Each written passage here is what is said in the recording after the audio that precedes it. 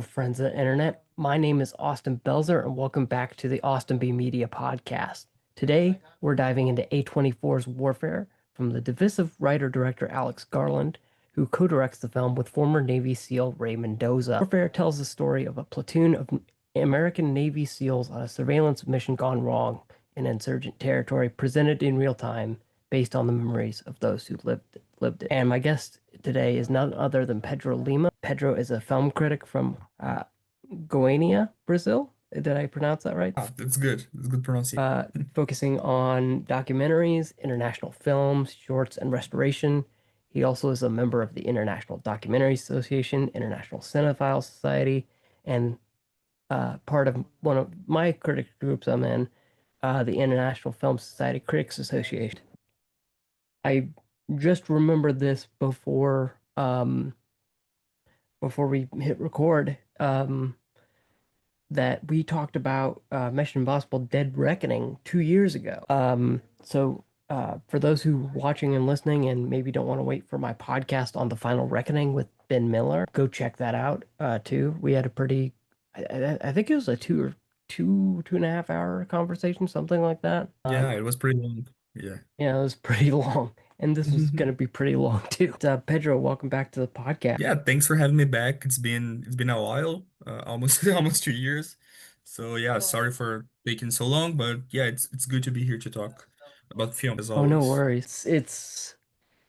It's kind of how it works. I was talking a couple weeks ago with Matthew Simpson about Andor season two, and we realized that it seems like every May we talk. I have him on the podcast to talk about something. Yeah, but it Because makes I think sense because every May a lot of stuff are coming out and big titles is the beginning of the North American summer. So yeah, it makes sense. Yeah, and we actually already have a podcast episode planned for 2026. The original plan was going to be, by the way, go listen to that podcast, Avengers Doomsday, but that moved to December of that next year. It's a So Christmas yeah, now. it's Christmas. So instead, I think we're going to be talking about Mandalorian and Grogu instead, which may or may not be good. We'll see. Based on that leaked trailer, I don't know about it, if it'll be good. It's giving me Clone Wars vibes and not the good Clone Wars. But anyway, before we get kind of started into warfare, do you have anything you'd like to recommend? Just a minute. Sorry I had to answer someone. Lately, I'm between too fast. I was watching a couple of some Cannes films, some Cannes screeners that I got. I watched some pretty good stuff. There are some reviews on movies we talked about. They're about Caravan, A Poet, I Only Rest in the Storm. Some good films that I watched. And I'm preparing to Tribeca, so also going to be plenty of reviews. So in this meantime, I'm watching a couple of old stuff on Criterion channel. We are talking on May 28th, 2025, and today Criterion announced the Wes Anderson box set that is like an It's archival 4K box set hmm on 10 of his films, and it makes sense if you don't know, like the producer of his films is the owner of Criterion now. Oh yeah, yeah, Yeah, it's the owner of American Paintbrush, which produces the Wes Anderson films and a lot of other films, and they bought the Criterion. I think it was last year. But yeah. yeah, Last year. Criterion is the best one in terms of content. You have a lot of commented material. You have great critic essays and also like very good restorations. I'm really into restorations lately, and you have like plenty of good stuff there. So you asked for a recommendation. So I'm going to recommend a film that I watched on Monday. It's called Little Murders, directed by Alan Arkin, the actor, Alan Arkin. He directed this film in 1971. It's a new Hollywood film. It's a dark comedy, and yeah, it's pretty. Yeah, it is a product of its time, but it's like really interesting how those actors would make these weird films, and it's a very good uh restoration too. So yeah, I'm catching a couple of classic films, and I want to watch a couple more before diving into the pile of screeners that I have to watch for Trebek. Yeah, I'll have to check that out. I haven't seen that. Little Murders, is that on Little Murder Criterion? by Arkin, yeah, it's on Criterion Okay. Channel. And oh, another one that I watched lately was I traveled for an industry event on this weekend, and on the way back home, I watched Four Nights of a Dreamer by Robert Bresson, the French director, which is also a 4K restoration. It's a new copy, but this one is on Mubi. Mubi also has a couple great copies, and they just bought a new 4K restoration of Amores Perros by Alejandro González Iñárritu. Like they are acquiring a lot of restorations. They released the Fall last year, which is a 4K restoration too. The Sacrifice. They are releasing these new 4K copies, and yeah, I'm just glad that there are these streamers. They are niche streamers, but there is a place for restorations to be watched, and it's important to like restore, conserve, and talk about these films that sometimes are like classics, but sometimes are unknown films that deserve to be like discovered. So yeah, it's pretty neat to dive into that. I'll have to check those out. I haven't seen either of those. And yeah, I'll have to check those out. I'm not subscribed to either, but I'm sure I can pick them up on rental or something like that. Yeah, I think so. Or maybe I'll just do like a 1 month thing. I don't know. But you know, if I had to give a recommendation, let's see what's coming out this week. Karate Kid, and I think that's it, right? Karate Kid. That's all that's coming out this week. Yeah, it's also coming out Definition Scheme in a couple markets. The new Wes Okay. Anderson. It's out in Brazil, Definition Scheme tomorrow, but it's not Okay. playing.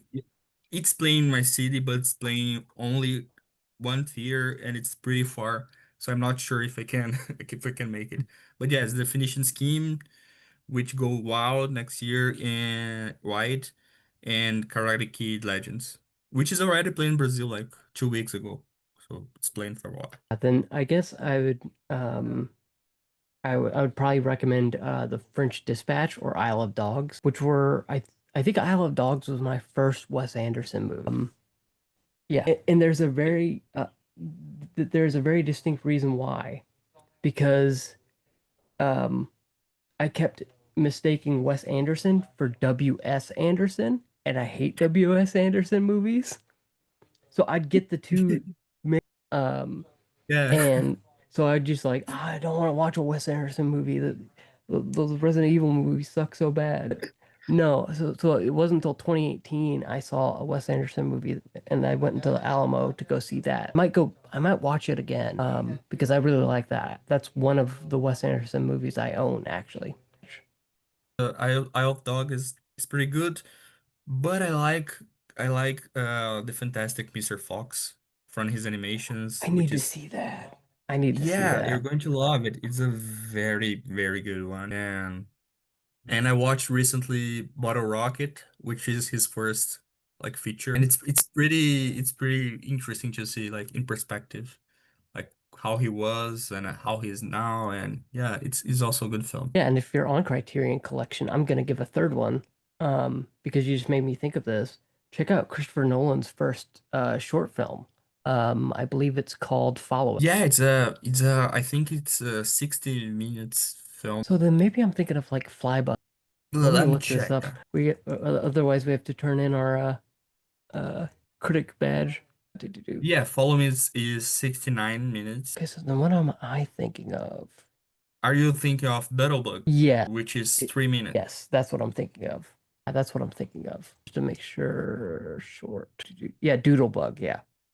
And I think that's streaming on either Mubi or Criterion. Yeah, I think it's either one of those. Following is on movie. I just checked. Okay, cool. Um, because a few years ago when I did I think it was a podcast review. I can't remember. I was talking with somebody about Tenet, and we did this whole like series uh, of videos or podcasts about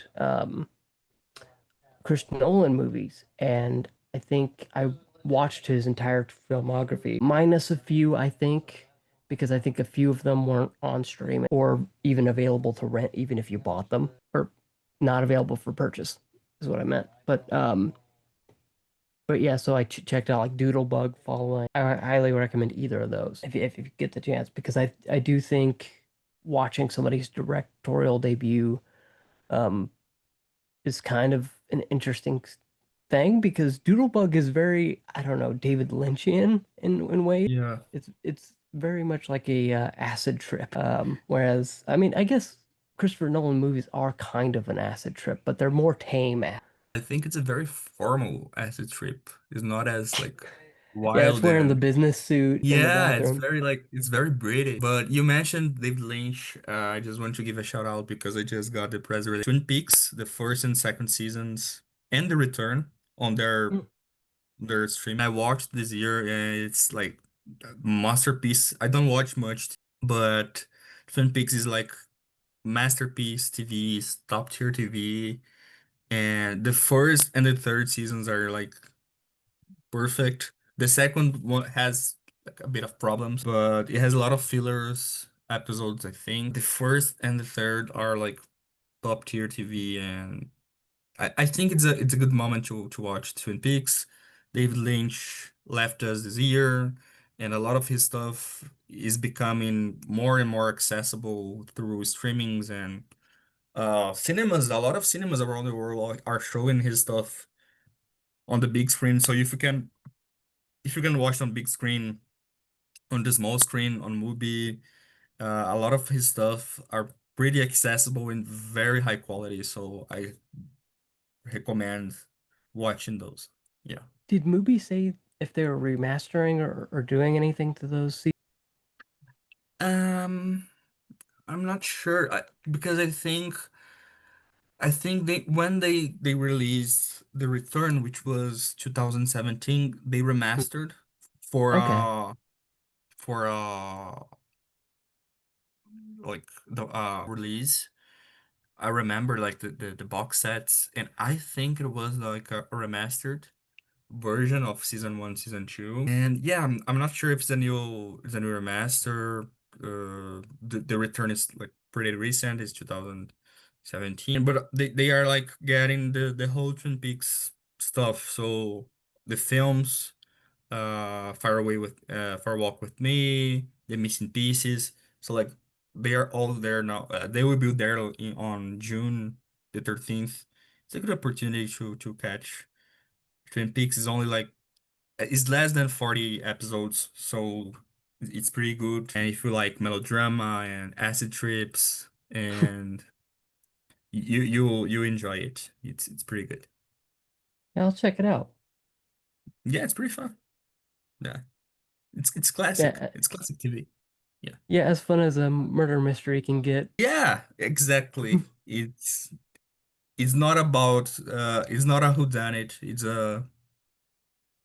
a acid trip subversion of that. Yeah. Yeah. It's pretty. With our recommendations out of the way, we've got quite a few. So take some time to watch those.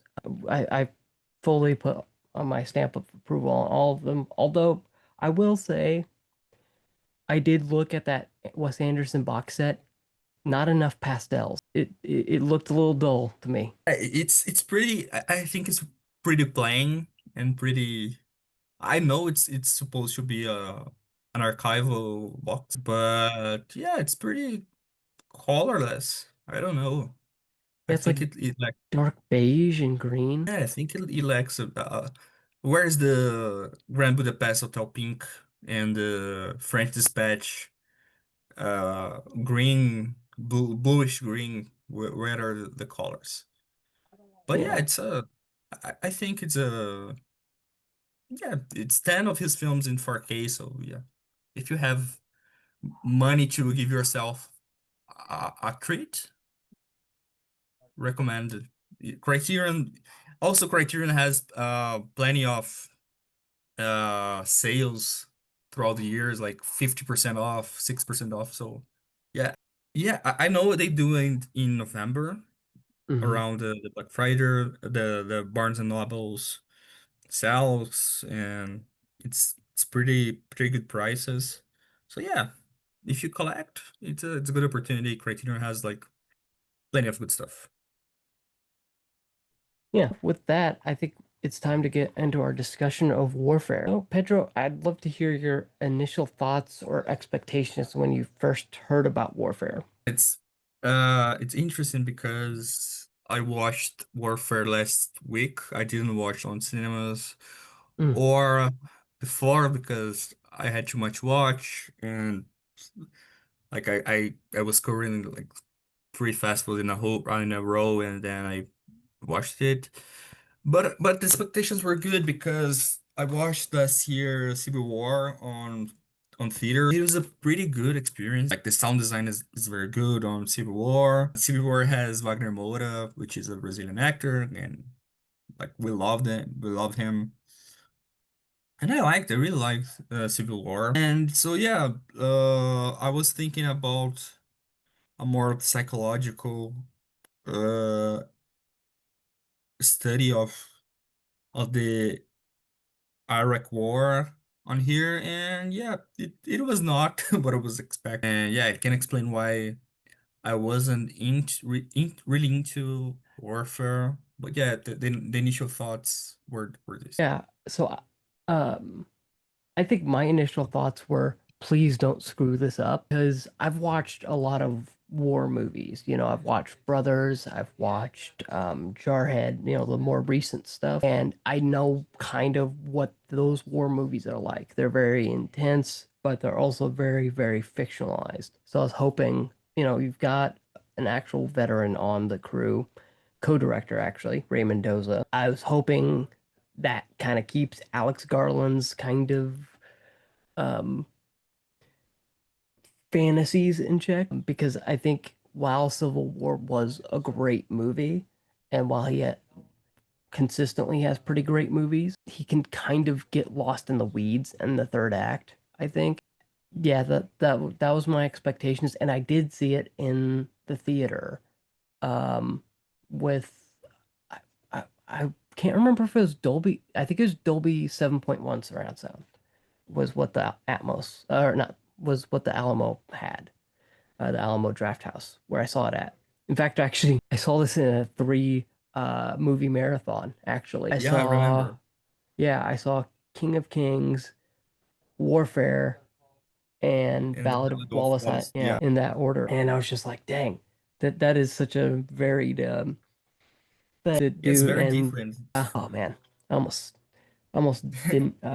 Anyways, I was trying not to sneeze on mic. But, anyways, yeah, that's just my basic impressions of like, okay, I don't want him to mess it up, and I don't want it to get fanciful. I just want it to be by the numbers. And I think that's kind of what the biggest impression I had walking away from out of the theater was this is very visceral, this movie. Especially with the sound design. And maybe I'll get into that. But there's explosions that go off that literally made me jump out of my seat. I was like, oh, like the sound design is so rewarding, because um, you'll hear bullets whiz by, like literally by your ear. It's fascinating. So I think that was the big um, impression I had walking out of the theater. Yeah, I think the sound design is like pretty good, and yeah, I don't know if the same team from Civil War, I should check, but yeah, I think Alex Garland is killing with his sound team. It's like pretty good professionals. They are like very good designers, and yeah, it's amazing work in both of those films. Same guy, Glenn Fremantle. Yeah, he's very good. Yeah, but so that's our impression. But obviously, as I've alluded to, Alex Garland has a very distinct style based on those films, Garland's previous film. What um, themes and approaches did you anticipate uh, Warfare having? Yeah, I think Warfare is maybe his most conventional film in a sense. So it's a straight up war film about Iraq. It does not have like the psychological study or the like the subversion that he brings through Ex Machina or Man or Civil War. Pretty like straightforward war film. Yeah, you may find the audience for that that are like plenty of people that like to watch war films because of the tension, because of the action, but also like the dramatic aspect of it. And I think that if you expect uh, this same kind of subversion that he brings on those films, I haven't watched Annihilation yet, but if you expect this style, you won't find it here. It's a pretty like different vibe. It's pretty different. Like I feel that this is like Raymond Mendoza film. I don't feel that is like Alex Garland. I feel this is Raymond Mendoza.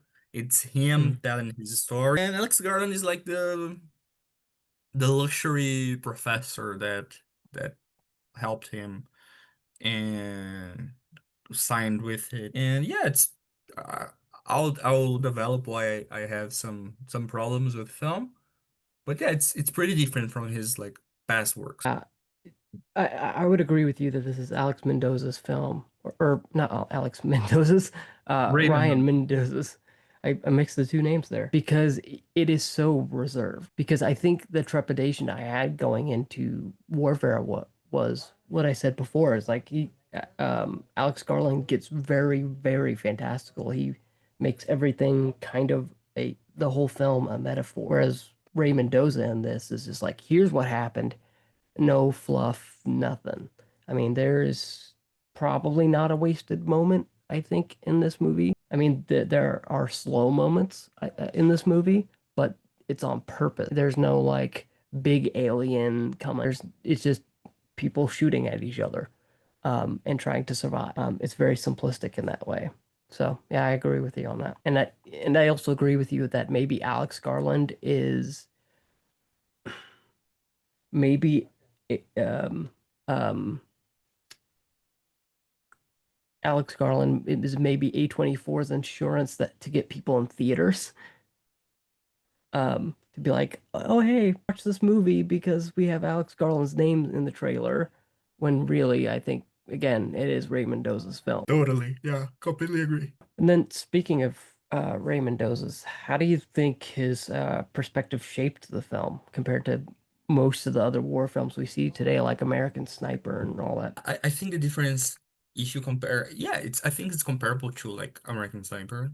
The difference is American Sniper uh is the telling of a story about a problematic man by one of the most talented and most regarded American directors ever. That is Clint Eastwood. He knows how to film it. And American Sniper is pretty different from other Clint films because it is not a film that criticizes the United States as much as the other works and criticize the American society. And the difference to Warfare is that it is pretty much Raymond Mendoza's version and vision of what happened in that house in that night and how they got to the house and how they got off the house and how they saved those guys' lives. And so it's a pretty it's a film focused on like the result of the war in the like the scale of because I think when we see war films, it is much on the big scale, on the major actions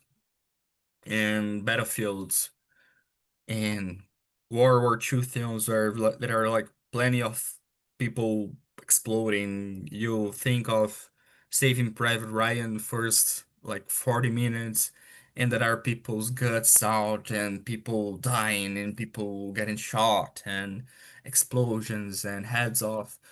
But it is pretty big in scale. And Raymond also tells his story with a street, two houses, a tank. So it's a smaller scale, and it's very much the personification of his experience and the character of the Pharaoh, which the Pharaoh is portraying Mendoza here. So I think it's Mendoza trying to tell and kind of exercise what he feels that happened on the day. So yeah, the Pharaoh want a tie is portrays Ray Mendoza. I just researched the whole name because I didn't know his last name. Yeah, and I think it is a very straightforward movie. It's the I think the first 30 minutes you are just waiting in a house. Um, with the exception of the opening scene, of course, uh, which A24 has memed to death, um, with the opening dance scene. But other than that, that first 30 minutes is fairly just we are in a house, we are looking for possible attack points of attack, and to the point where you almost get as bored as the characters. You're like, okay, come on, let's get to something. And then when it happens, you're just like, oh shit. Yeah, it It, happens it- pretty fast. yeah. So I think it was Ray Mendoza brings like a lot of personification, I think, that I don't think a lot of war films I've seen personally do a good job of. I mean, I know Brothers did a really good job, and Jarhead, stuff like that, does a really good job. But in all reality, it either turns up that notch to where the characters become unbelievable in those movies, like to where it becomes almost campy, and but here it feels very real because well it's based on a real story. Or what is the opening text say, like based on a true memory or something like that. Yeah, something like that. Yeah. Yeah, and so because of that it's an imperfect memory. You see things where it's like I don't know if this matches up because this just happened but I'm seeing this instead. But yeah, it's a I th and to go into the cast, you know, you've got DeFaro, Wunatai, Joseph Quinn, Kit Connor, Cosmo Jarvis, Will Poulter, Noah Centineo. I think that's how you say his name, Centineo. Yeah. So let's talk about them really quick. What did you think of the cast, and what they bring to the movie? Yeah, that's one of my problems with film because I remember when the casting was getting announced and all these actors, these young actors that are like hyped, were in the film, were cast in the film. So you have like the Pharaoh, which just came off Emmy nomination for Reservoir Dogs. We have Will Poulter, which was in The Bear, Cosmo Jarvis, which was in Shogun, Kid O'Connor for Heartstopper, Finn Bennett, Taylor John Smith, Michael Gandolfini, which is a pretty good actor, Adrian Bradley. So yeah, you have Joseph Quinn, Charles Melton, Aaron McKenzie. So you have like a pretty uh popular cast, and I think that that they don't have much to work with except for the Pharaoh, and the Pharaoh has a lot to work because he is the director, he is the personification of Ray and his infractured memory, his incomplete memory. And yeah, I don't, I just remember that all these hype guys were in the film when the credits like rolled up because I couldn't see much except for Michael Gandolfini because I think Michael Gandolfini gives a good performance in this. I think he and DeFaro are the best. Michael Gandolfini is he's the guy that is helping the others out with the medical necessities, so I think he has a bit more to work with. No, he's the tech guy. Gandolfini's Yeah, the tech guy. he's the guy who gives the morphine to the injured. Okay, I think so. It's He's been a the while since I've seen it. Yeah, he's the one that is like doing the tourniquet, the the more thin. He's the one like treating the woods. Huh. But yeah, I Yeah. think it's him. Okay. Yeah. Granted, we're working on my own memory too because it's been Yeah, almost 2 months since I've seen this, so we're dealing with yeah. my imperfect memory too. Now that you say all these names, the ones I didn't list in the Google Doc, I'm like, yeah, this is a pretty stacked cast. And I think, you listing off those projects, and I'm like, yeah, I could see how that could be uh, a negative for a lot of people because I'm sure people coming off of Daredevil Born Again are like, oh, hey, Michael Gandolfini's in this. Do the mobster thing. Um, or Joseph Quinn. Hey, I'm gonna see him That's the pretty core. soon in Fantastic Four. Yeah, and he was in Stranger Things last year, or 2 years ago. Yeah, 2 years ago. Years ago, yeah. Yeah, yeah. But it's a stacked cast, and I could see why you'd be concerned about that. That melted away for me in the first 30 minutes, because it became less about like who, oh, this is a really stacked cast, and more like, oh, these people are just inhabiting the character. Joseph Quinn, he was maybe the only one where I'm like, I don't believe you're a soldier, in Yeah, this thing yeah. because I don't think it's like good. because Yeah. even throughout the whole movie, I'm like, this guy would be chewed up and spit out if he was a Navy SEAL. I mean, yeah, I don't know anybody who is a Navy SEAL, but I do know Marine some people in who are in the service. Yeah, he would not survive. Um, his well, let's just say his physique would not survive more than a week. Yeah. But but that's a small thing for me. But yeah, but it did detract a little bit when we get to the end of the movie where we're supposed to believe like all these things about, and it's just like, I don't know, I don't believe any of that. Now, do I believe Michael Gandolfini is believable as a soldier either? No. But that's a topic I could get into for 30 minutes. But but yeah, I think that's my only detractor. Maybe in an otherwise great movie. Let's see. I think we can. Do you want to skip any of these? No, I think We can we go can down the continue. list. We can continue the. Okay. I just didn't want to like, yeah. Anyways, so bouncing off of that, we're obviously kind of getting into our criticisms of the movie. Like, what do you think? Um, what are your the aspects of Warfare that didn't quite land for you? I think you said that you were sold on the first 30 minutes. I couldn't like I think if you don't buy the proposition in the first 30 minutes, you may don't not like buy the rest of it. And like I couldn't care much for like the story and the because I think there are like plenty of characters there are plenty of people and while it works on a technical level it's pretty cinematic like experience the sound the cinematography and the like the orange to brown color grading it creates an ambience to the to that time and period, but I couldn't like engage with the characters and everything that were there. So it was like a distant connection for me, and yeah, I couldn't like care about what was happening there and etc. So I'm gonna go opposite because I really did connect with this a bunch. I think this is probably one of my favorite films of 2025. Okay. The only criticism is I think for a film that says it's based on a memory, on the memory of those who lived it, it's a bit too perfect at point. Where I'm like, this is an event from 19 years ago. Things have happened in between there. Eyewitness testimony is inherently unreliable, right? And I wish it created more doubt in the viewer about what was real and what wasn't.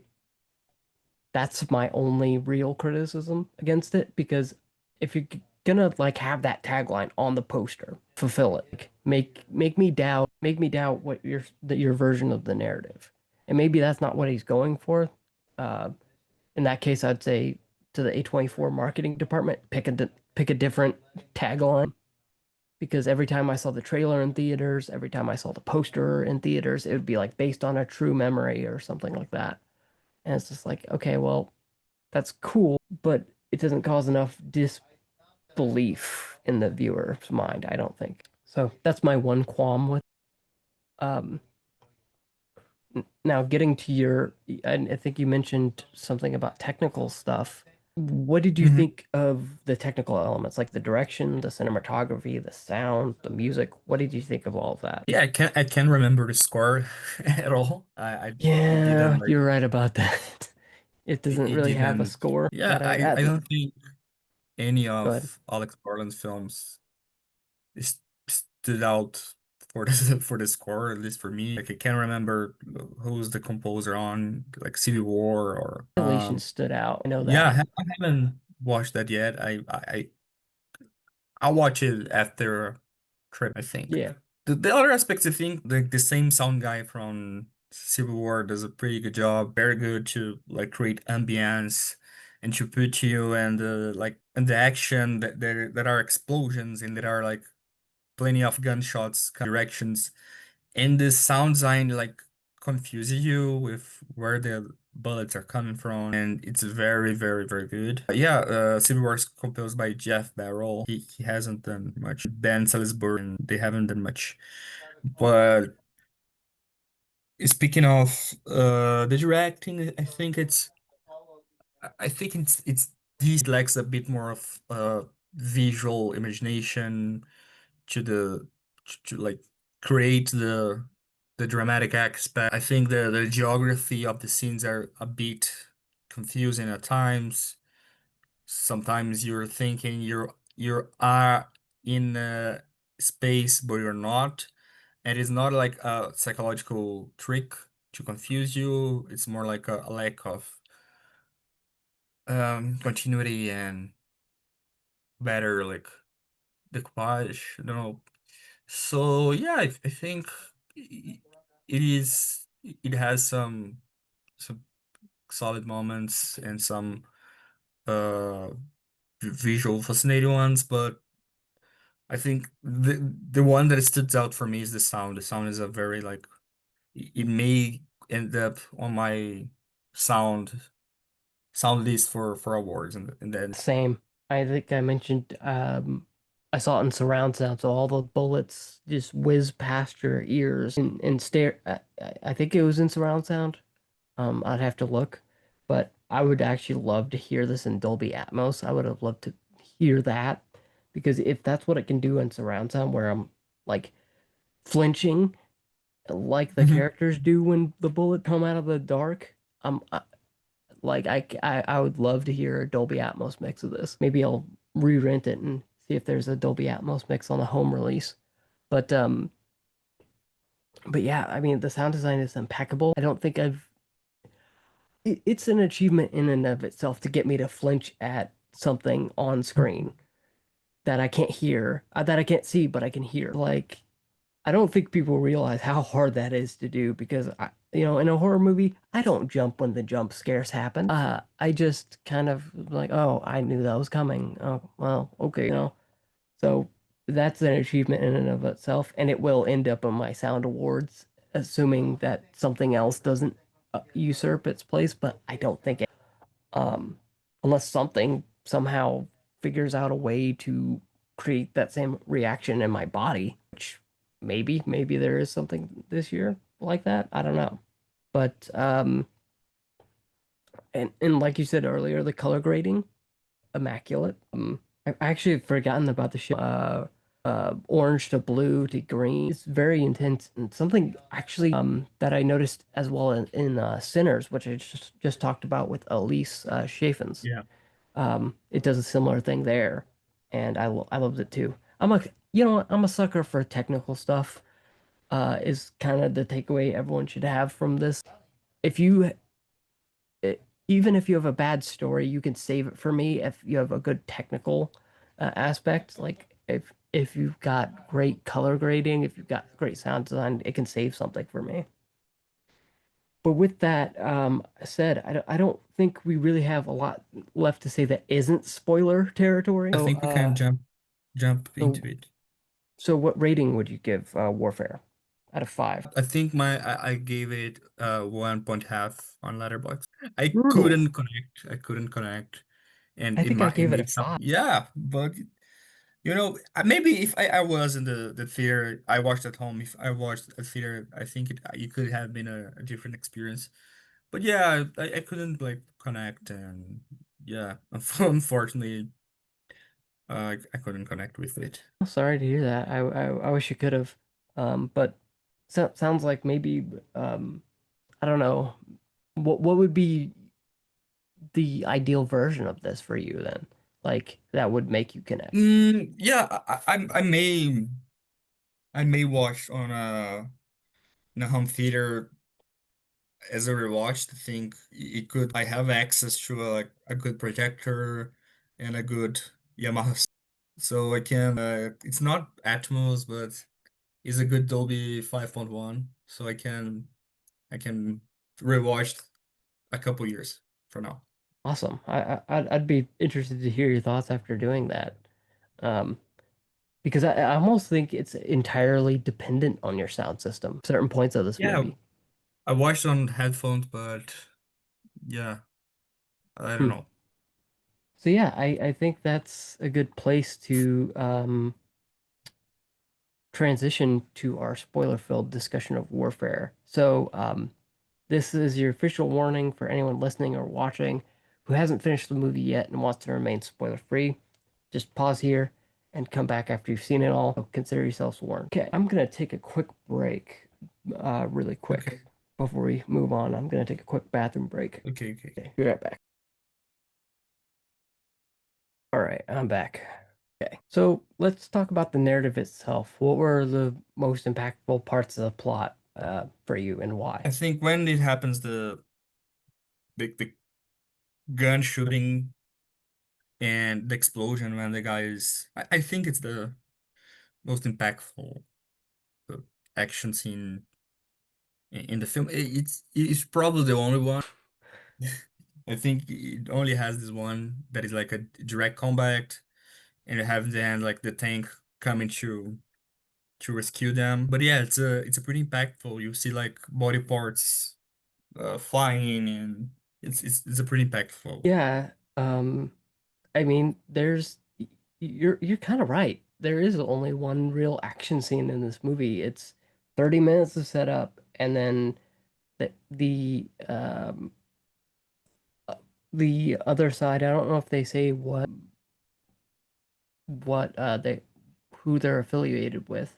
I don't know if they say if they're Al Qaeda or what group they're with, but they attack, and then it's pretty much that the entire movie is Yeah, the entire rest of the movie. I think it's Al-Qaeda. Yeah. Yeah. Well, I just didn't want to get it wrong, you know. But yeah, I think for my half of it, I think obviously, as I've talked about in the non-spoiler thing, I think that the 30 minutes of just sitting there is the most impactful plot scene for me. Because it shows a side of war I think people don't see a lot is the waiting, surveilling. And I think that's what stood out to me the most on it. Is just the waiting and I there is stuff that kind of leans towards conventional war film, like the explosions of body parts and this one guy, the repeated joke of this one guy just repeatedly knocking this guy's leg again and again and again, whose leg has been blown up by like an IED or something. This one staff sergeant, I think, just keeps hitting it time and time again. I think that's the only other highlight. Which makes it sound like I don't like the movie, but I really do. Yeah. Because it's just that sustained paranoia throughout the entire movie. Yeah. So. that's really what stood out to me for the narrative itself.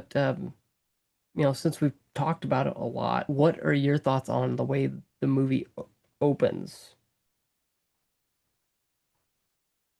Oh, the dance scene. Yeah, it's a fun introductory scene to demonstrate that these guys they're- they are like the at the end they are men, they are like the hormones and the etc. They are like they miss home and they miss their their partners. I know it's an interesting introduction. I can't find a good way to describe and but yeah, it's a fun gag before the like the tragedy and the bloodbath. Yeah, and I think my thoughts on it are it is the most A24 way to open a movie. Yeah, To be probably. like, here, let's make some jokes really quick and then go into the actual thing. Because I notice a lot of A24 movies open like this, where it's like, here's the calm before the storm, and here's the storm. Yeah. Um, Yeah. Yeah, it's true. so, but I don't think it's entirely bad. I think it was just like a thing where I'm like, okay, I'm sure it's something Ray Mendoza put in there, but it's just like, okay, I'm not a big fan of that opening, especially with big surround sound. So you're like getting a migraine with the bass bumping because it was loud in that theater. It was like, Yeah, I and imagine the song playing and yeah, like it it was must be shaking pretty. the seats. I was like, okay, I don't want to get a migraine today. This is my second movie out of three. I really don't want to go into Ballad of Wallace Island with a headache. But turns Yeah. out that didn't matter. But because it's not a great movie. But um.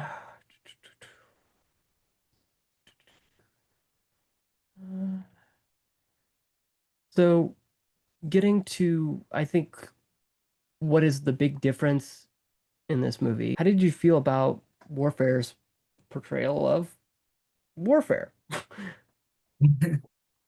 Yeah, I think it is a different portrayal of it's a different facade of war. As I said in the non spoilers part, mostly war films are focused on major events and major gunshots and gunfires and explosions, but helicopters falling down. But this one is on a specific event that affected Mendoza, and in this aspect is pretty interesting in the sense. But yeah, I think it's a nice cut of intricate well is a war. Yeah, I'd agree with that. And I think you actually just made me remember something that kind of went over my head in the movie. So let me ask you about this really quick. They keep saying a phrase over and over again. I forget what it was. Like they kept using very specific terms. Let me see if I can find it. Um, I can't find it, but they were talking about like they're using very obvious military lingo, and I'm just sitting there like, what you're talking about, like show of force stuff like that. And I wish I had remembered what the phrase was because it's bugging me. Yeah, I can't But remember either. where they're like talking about who the lead. I wish I remembered, but I won't go down that spiral. But did any of that bother you at all? No, no, I don't. This kind of things doesn't bother me. Like usually, the military lingo don't like really. It doesn't bother me. Yeah, okay. I just thought I'd ask because I'm like, that was one thing where I'm like, okay, maybe, before we get into the movie, have like a brief text explainer for the terms in the movie or give me like a dictionary so I can flip through it and be like, okay, what is he saying? Because there were certain parts where I'm like, you're speaking another language to me. And I get that's part of the authenticity, but that's one part of the authenticity where I'm thinking, okay, this is a bit hard to, and maybe that's something that would be rewarded on like seeing the subtitles, because there are moments I think. where it's hard to understand what the characters are saying just normal because of the sound design. But I mean, it's pretty rivaling Christopher Nolan and Dark Knight Rises sometimes. But yeah, I think that's kind of my thoughts on how it depicts war. I think it's pretty accurate, almost to a fault in that way. In fact, I might ask some service members about it and see what they think. Yeah. I know you said earlier this isn't a very psychological movie, but I would like to talk a little bit about that, like the psychological toll the events of this movie takes on its characters.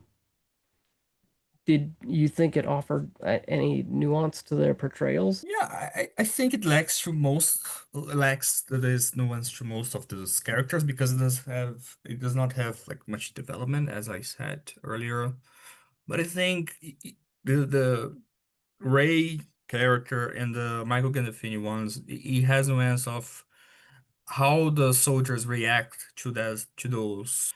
Uh, the Flora is in a situation that he tries to calm down his companions that are like to die in the war. They lost their legs and they are bleeding and they are saying, "Oh, I'm going to die. I'm going to die," and they have to calm down and do the operations, the processes. So I think it brings a nuance of, in a sense of this technicalities that movies doesn't often shows. You don't watch most of people doing a fornicate uh on a person leg and cutting it off to stop the bleeding.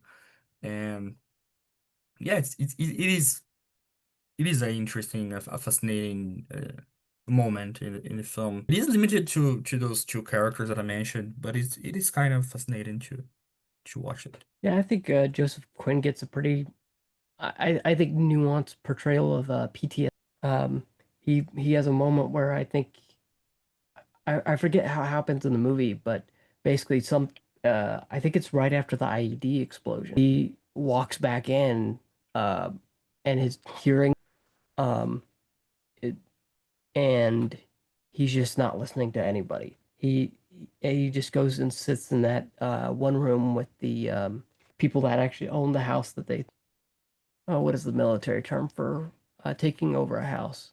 Whatever that is, you know, took over their house to do overwatch uh, of Al Qaeda on. She goes and sits in that bedroom, just like not even having any emotion whatsoever, just kind of just sitting there and staring off into the distance. And I think maybe more could be done in that moment where it's not just the 1,000 yard stare. It's maybe a little bit more, um, but I think what they do with it, you know, it works well enough. It gets the point across without beating your head, beating you over the head with it. So, but yeah, I think it's pretty nuanced. I wish it went a little deeper, but I understand why in a 90-minute movie. I Yeah. think it was 90 minutes. Maybe it was 2 hours. I don't know. But anyways, short movie. You really can't go into the effects of PTSD without, you know, being 2.5 hours or more. For that, I would recommend something more like Brothers or Jarhead, because this is very much more about the actual events themselves, not the fallout. The thing at the end credits that kind of tells you what everyone's up to there. But I guess speaking of that, what did you think of the ending? Everyone getting home scot-free. Well, relatively. Yeah, they what I think what left me more of an impression is like the after the credits when the real soldiers, one of them, the one that lost his leg, goes back goes to the set and talks to the guys. And Yeah. yeah, I think it's pretty impactful. You see that they really, those people existed, those people are there, and they do a comparison with the guy and the actor, and it's pretty. Mhm. I think it's pretty interesting that most of them chose not to show their faces. Their faces are blurred. Yeah, that was weird, wasn't it? Yeah, So, it's I think it's pretty weird. I was thinking to myself, why these guys are don't want to like get connected to this film. Is there a deeper reason? I don't know. It seems like it's sneaky. I don't know. It's kind of it's kind of odd to say the least. Yeah. well, you know what I interpreted that as is that they might still be Probably. somehow. Yeah.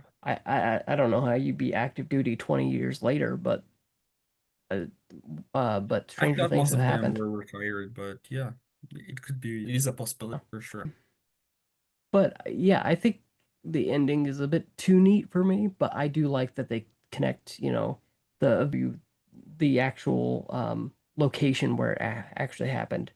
Because I do think there is a reality in which somebody watches this movie and thinks, "Oh, this is all green screen.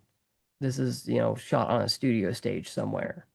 But to see at the end credits one of the veterans coming back to the place where they were actually filming it, it was a nice kind of assurance that hey, we invested the time, we invested the money to really be to at least create a recreation. I don't know if it was at the actual like Yeah, it's a location looking. recreation, Yeah. but it Um, is a very well done art directing and etc. yeah, because I mean, volume, I it would be very easy to just have all the exterior be volume stuff. Not Um, all of the directors know how to use it well, but yeah, it's easier. Not even the ones that invented it. Yeah, it's true. Yeah. I But think I can think only of two. I don't watch much TV. I can only think of two like good uses of it. That is the Batman mm, and Steven Spielberg with the Fablemans. He I uses the forgot he volume used. Yeah, I forgot about that. Yeah. when there's the hurricane. He uses the volume. So Huh. yeah, it's the two good uses I can think of the volume. Yeah. Don't watch I The know they Mandalorian. use in the Mandalorian. Yeah, I know they use Yeah, them.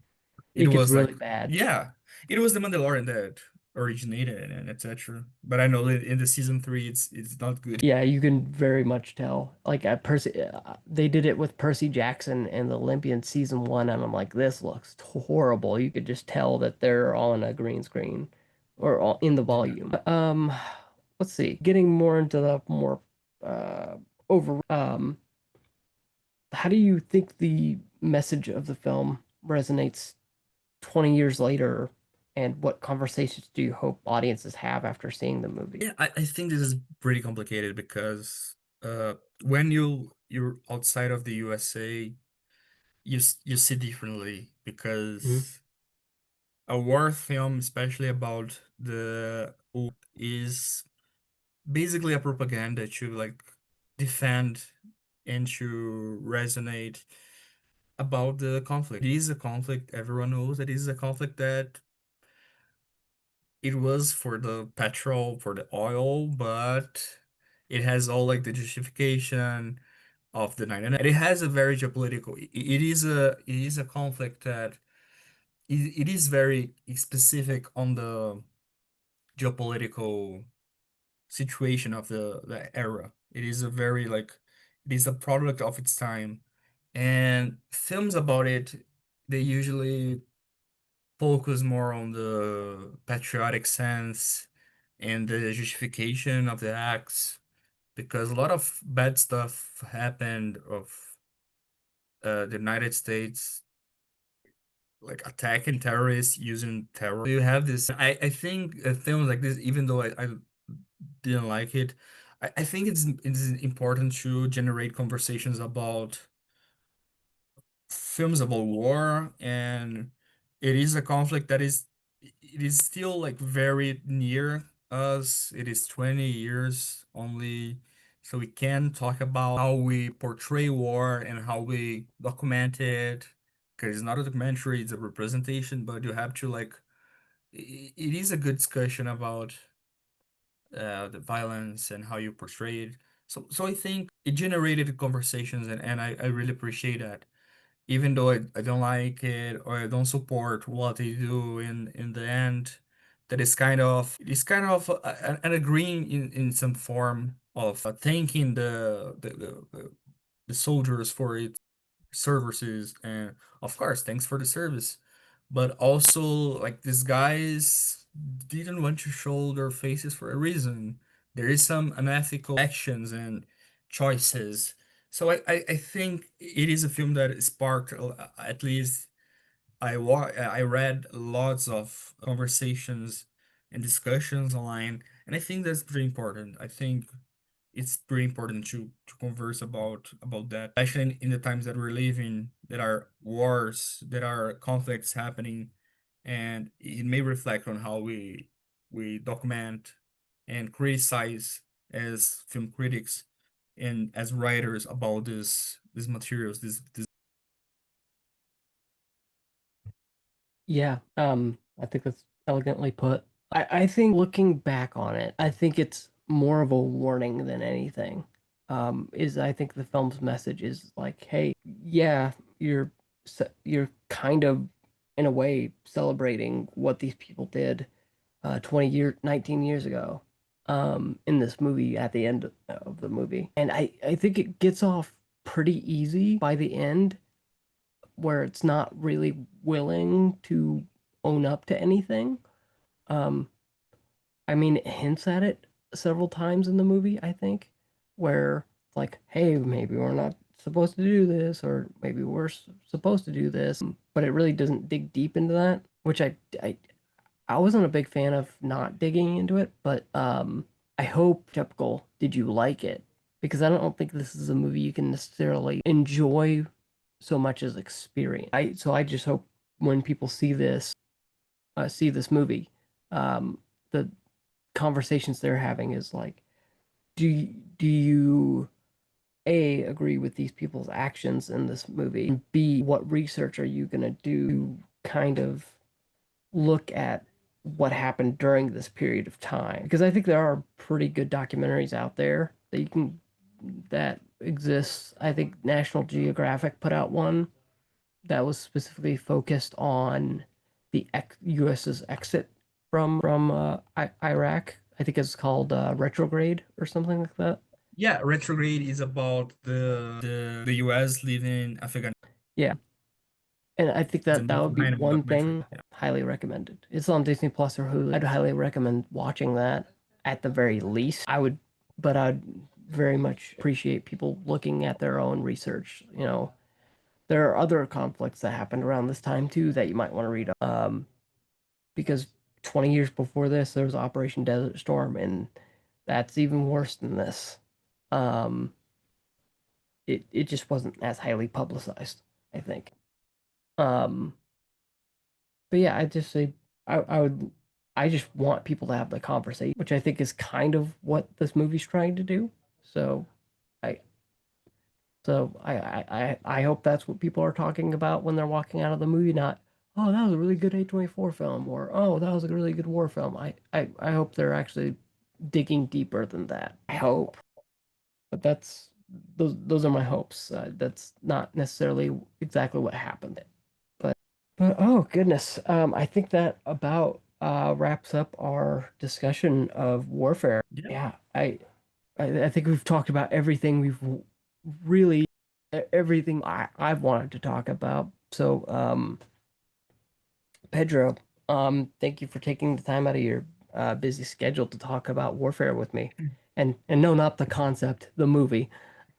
Yeah, Although thank we you so are much kind for of having talking me. about the concept. But for the people at home, where can they find your work? Yeah, you can find me on, I think Letterboxd is the best place to find me. You can find me at Pedro Lima. It has linked all the places that I'll be right for Short Stick, Keep Love Movies, Contra Zoom, Movies to Text About. There's also my Twitter there. You can find me there, or X. Yeah, Twitter X.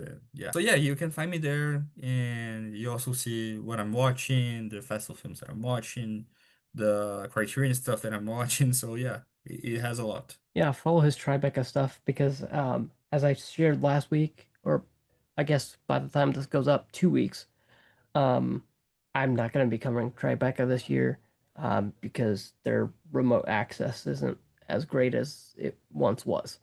So I'll leave that reasoning linked in the description. But yeah, go check out Pedro's Can and Tribeca uh, coverage. I'll have that link. But if you enjoyed this episode, please subscribe, leave a rating, do all the things on your favorite podcast app. And I'd love to hear your thoughts on the movie in the comments below. I think Spotify has comments now, which is crazy. Yeah. You can usually find me on Blue Sky at austinb.media, my Discord, or the Patreon community chat. And speaking of Patreon, if you'd like early access to the next episode and more, head on over to patreon.com/austinmedia. For just $3 a month, you get 48-hour early access to my reviews, podcasts like this one, interviews, exclusive Patreon posts, monthly editorial calendar, research, letterbox lists for research purposes for my major reviews. And then at the $10 tier, you get access to unedited versions of these podcasts, monthly behind the curtain posts, exclusive podcast episodes. Like by the time this comes out, I'll probably have The Last of Us season two. I'll probably record that on my own, put that up on Patreon, as well as access to a monthly film club. From now until May 31st to celebrate Patreon's iOS app update that allows them to circumvent the uh, Apple's 30% fee.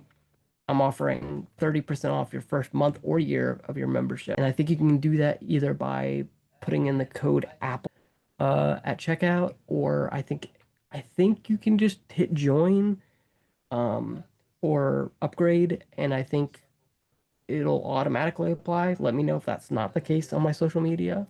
But that's until May 31st. That discounted price, 30% off first month or year of your membership.